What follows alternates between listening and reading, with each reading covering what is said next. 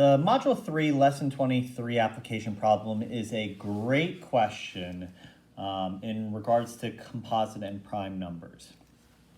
It reads that Sasha says that every number in the 20s is a composite number because it is the 2 in the number is even.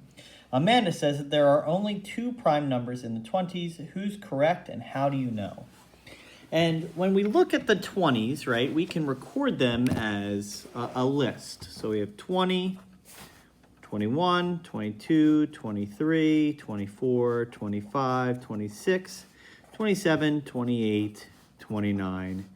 And that is the extent of all the 20s.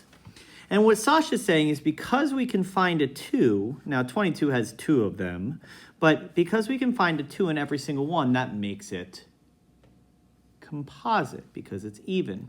But we know that we determine even numbers by the last digit in a number. A number could be full of all even numbers, but if the last digit is odd, that overall answer, that overall number is still an odd number.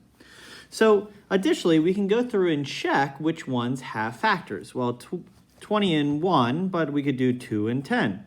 Okay. 21, we could do 3 and 7. 22, 2 and 11.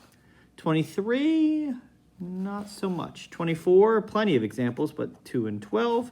25, 5 times 5. 26, 2 times 13. 27, 3 times 9. 28, 4 times 7, or 2 times 14. 29, nothing.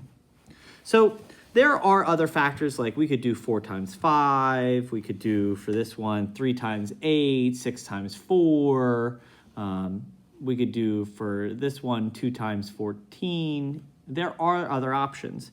But when we look, we can see that only 23 and 29 are truly prime numbers.